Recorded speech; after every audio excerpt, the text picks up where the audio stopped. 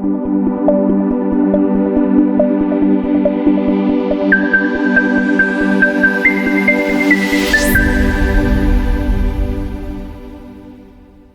दोस्तों, कैसे हैं आप सभी। आशा करता हूं कि स्वस्थ होंगे।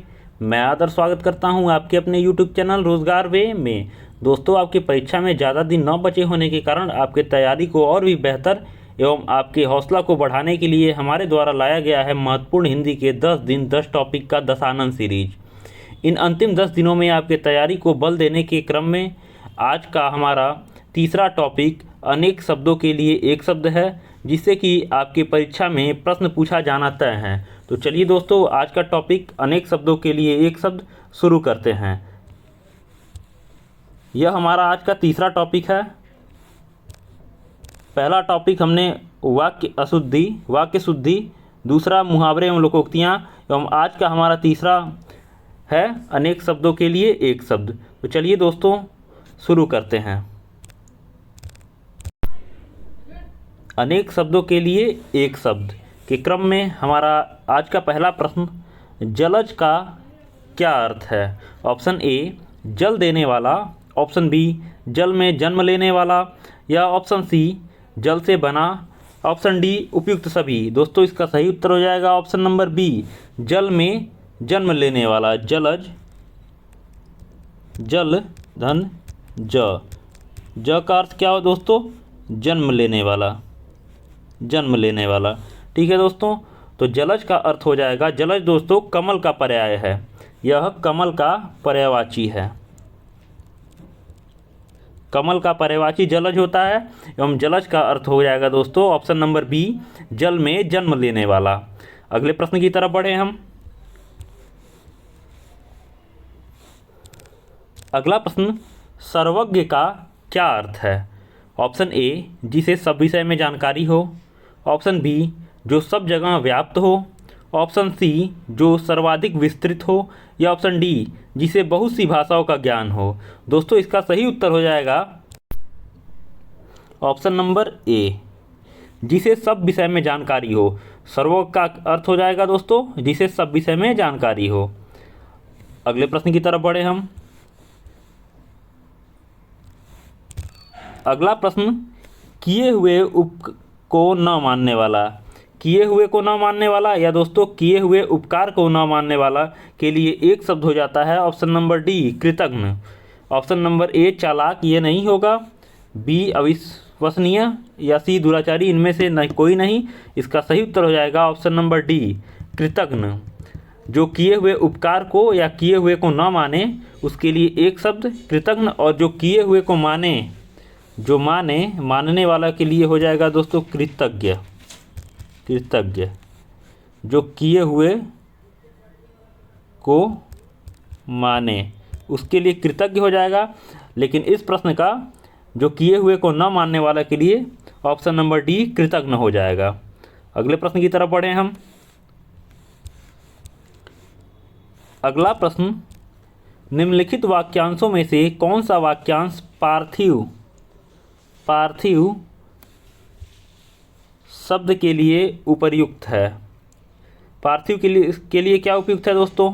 ऑप्शन ए जिसका संबंध मनुष्यों से हो, ऑप्शन बी जिसका संबंध पृथ्वी से हो, ऑप्शन सी जिसका संबंध ईश्वर से हो, या ऑप्शन डी जिसका संबंध प्रथा से हो। दोस्तों, सही उत्तर इसका हो जाएगा ऑप्शन नंबर बी। जैसे हम देखते हैं कि किसी मुर्दे शरीर को पार्थिव शरीर कहते हैं, किसी मरे हुए इंसान या मृत शरीर को हम क्या कहते हैं दोस्तों, यह पार्थिव पड़ा है। पार्थिव यानी जो पृथ्वी में मिल गया हो। मरने के बाद क्या होता है दोस्तों, जला या दफना दिया जाता है तो वो जाके मिट्टी में मिल जाता है। तो जो पृथ्वी में मिल जाए, जिसका संबंध पृथ्वी से हो, उसे पार्थिव कहते हैं। ठीक है, इसलिए पार्थिव शब्द के लिए उपयुक्त शब्द हो जाएगा ऑप्शन नंबर बी, जिसका संबंध पृथ्वी से हो। अगले प्रश्न की तरफ बढ़े हम।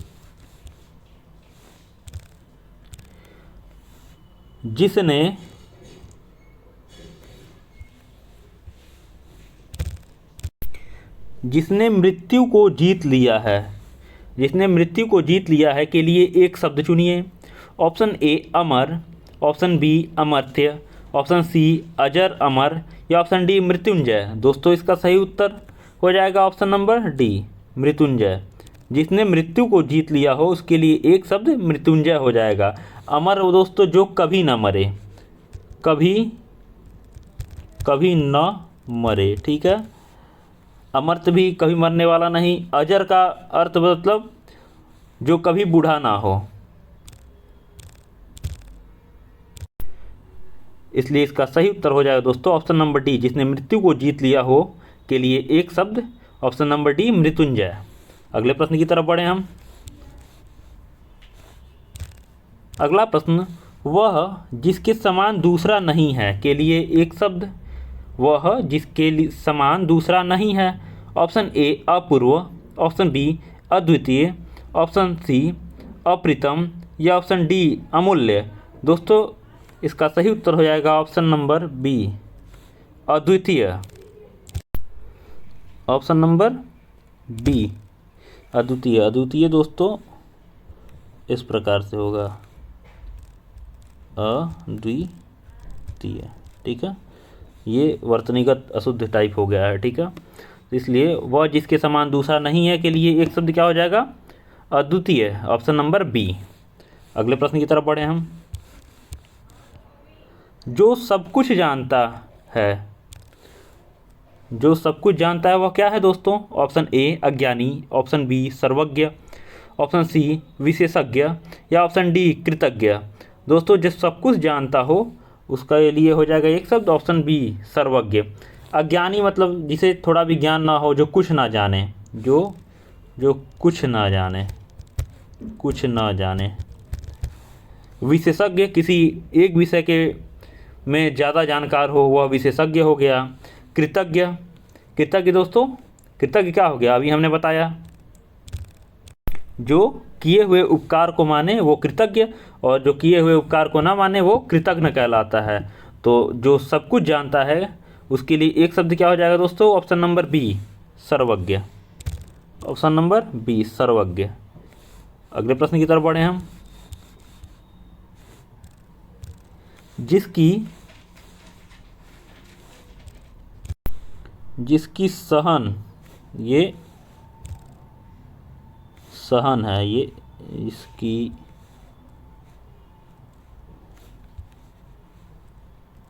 ये आप सही कर लेंगे आप लोग, ये महन नहीं ये सहन है। जिसकी सहन शक्ति अच्छी है उसे कहते हैं, ऑप्शन ए वैष्णव, ऑप्शन बी सहिष्णु, ऑप्शन सी सहयोगी या ऑप्शन डी इनमें से कोई नहीं। दोस्तों जिसकी सहन शक्ति अच्छी है उसे ऑप्शन नंबर बी सहिष्णु कहते हैं। जिसकी सहन शक्ति अच्छी है उसे सहिष्णु कहते हैं, इसलिए इसका सही उत्तर हो जाएगा ऑप्शन नंबर बी। अगले प्रश्न की तरफ बढ़ें। यह सभी प्रश्न दोस्तों बहुत ही महत्वपूर्ण हैं आपके परीक्षा में यहाँ से प्रश्न बनने का एकदम पूरा उम्मीद है, किसी ना किसी शिफ्ट में जरूर यह सभी प्रश्न पूछे जाएंगे, तो आप बहुत ही ध्यानपूर्वक इसे पढ़ेंगे। 15 दिन में एक बार छपने वाली पत्रिका को क्या कहते हैं। 15 दिन में एक बार छपने वाली पत्रिका को क्या कहते हैं दोस्तों। ऑप्शन ए साप्ताहिक पत्रिका, साप्ताहिक तो दोस्तों 7 दिन में छपती है। ऑप्शन बी मासिक पत्रिका, मासिक दोस्तों 30 दिन में।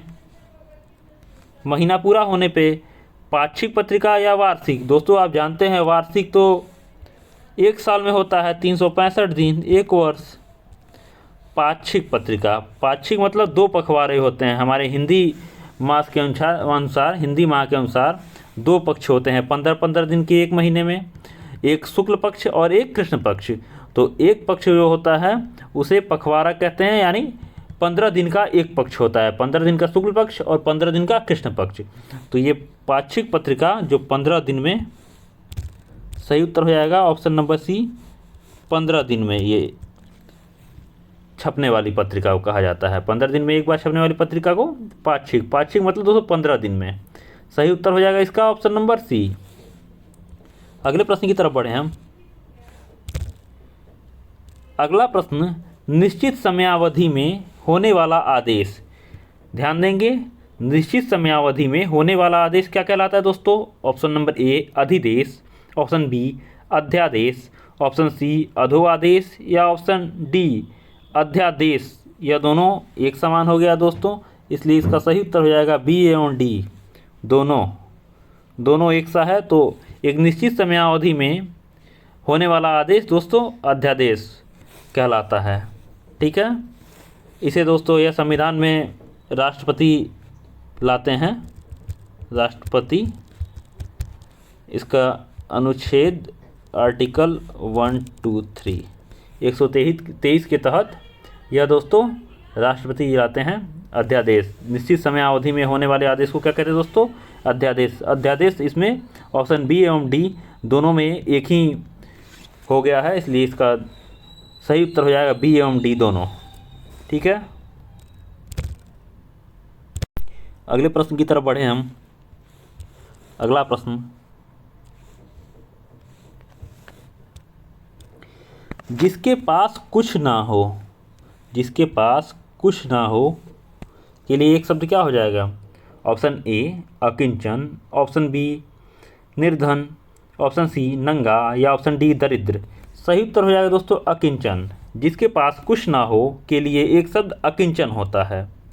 अगला ऑप्शन जो है निर्धन। निर्धन जिसके पास दोस्तों धन ना हो, नंगा जो जिसके पास वस्त्र ना हो, दरिद्र जिसके पास कुछ ना हो, एकदम दयाहीन व्यक्ति दरिद्र। ठीक है, तो जिसके पास कुछ ना हो के लिए क्या हो जाएगा दोस्तों? अकिंचन। अगले प्रश्न की तरफ बढ़े हम। मोक्ष की इच्छा करने वाला क्या कहलाता है? ऑप्शन ए जिज्ञासु, ऑप्शन बी योगी, ऑप्शन सी आस्तिक या ऑप्शन डी मुमुक्षु। दोस्तों मोक्ष की इच्छा करने वाला मुमुक्षु कहलाता है। ध्यान देंगे, यह बहुत ही महत्वपूर्ण है, यह पिछले जीडी में पूछा जा चुका है।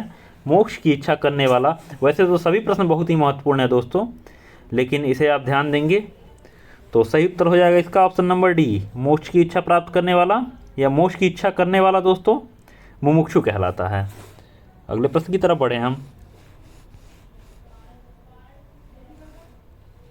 जो बहुत अधिक काम करने वाला है, जो बहुत अधिक काम करने वाला है के लिए क्या हो जाएगा एक शब्द? ऑप्शन ए मेहनती, ऑप्शन बी कर्मठ, ऑप्शन सी बलशाली या ऑप्शन डी उद्यमी। सही उत्तर हो जाएगा दोस्तों ऑप्शन नंबर बी कर्मठ। जो बहुत अधिक काम करने वाला हो वो कर्मठ कहलाता है। मेहनती तो दोस्तों आप भी लोग मेहनती हैं, जो पढ़ रहा है पढ़ाई कर रहा है वो भी मेहनत कई प्रकार का हो गया, लेकिन कर्मठी जो बहुत अधिक काम करता है उसके लिए एक शब्द दोस्तों हो जाएगा ऑप्शन नंबर बी कर्मठ। अगले प्रश्न की तरफ बढ़े हम। अगला प्रश्न, जो सरलतापूर्वक प्राप्त किया जा सके वह कहलाता है। ऑप्शन ए सरल, ऑप्शन बी सुलभ, ऑप्शन सी सुप्राप्त या ऑप्शन डी सुंदर। सही उत्तर हो जाएगा दोस्तों इसका ऑप्शन नंबर बी सुलभ। जो सरलतापूर्वक प्राप्त किया जा सके उसके लिए एक शब्द सुलभ हो जाएगा, ऑप्शन नंबर बी। अगले प्रश्न की तरफ बढ़े हम। अगला प्रश्न, पुरुष व स्त्री का जोड़ा, यह भी दोस्तों बहुत ही महत्वपूर्ण है, ध्यान देंगे। पुरुष व स्त्री का जोड़ा क्या कहलाता है? ऑप्शन ए पति पत्नी, ऑप्शन बी युग्म, ऑप्शन सी युगल या ऑप्शन डी दंपति। सही उत्तर हो जाएगा दोस्तों ऑप्शन डी दंपति। पुरुष एवं स्त्री का जोड़ा दंपति कहलाता है। ठीक है, अगले प्रश्न की तरफ बढ़े हम।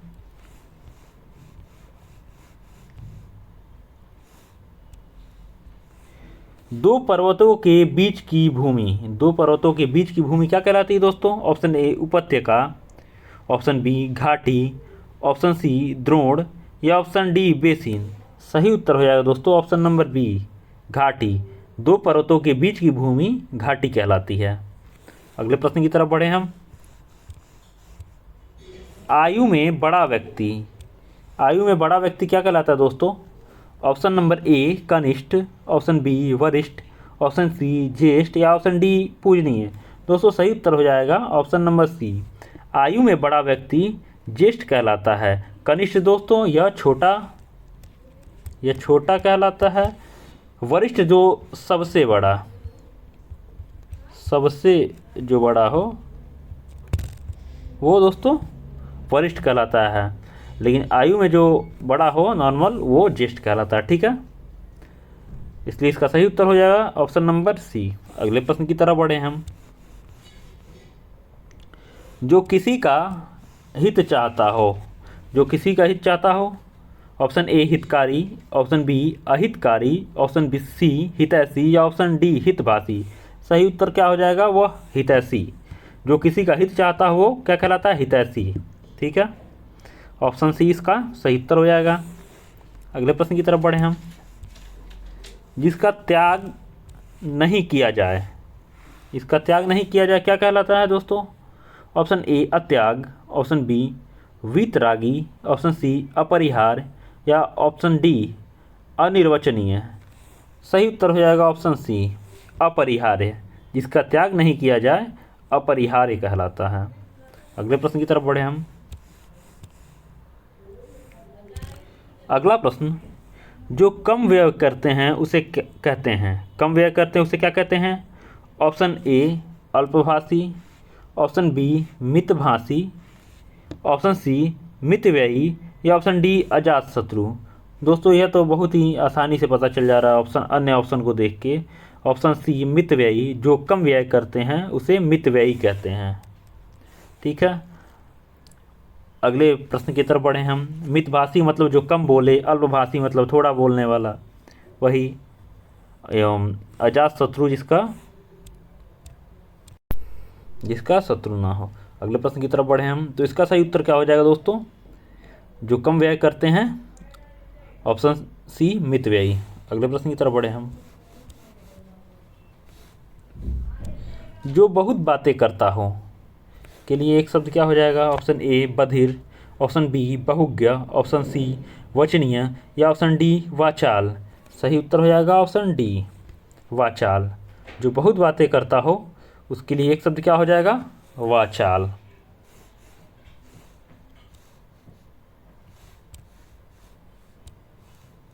Option D. तो इसी तरह दोस्तों आपके परीक्षा के लिए महत्वपूर्ण दशानन सीरीज का तीसरा टॉपिक अनेक शब्दों के लिए एक शब्द के महत्वपूर्ण प्रश्न समाप्त हुए। इन प्रश्नों में आपके कितने उत्तर सही हुए कमेंट बॉक्स में अवश्य बताएं, और वीडियो पसंद आए तो ज़्यादा से ज़्यादा लाइक, शेयर और सब्सक्राइब करें। मिलते हैं दोस्तों अगले नए टॉपिक में। तब तक के लिए नमस्कार, धन्यवाद।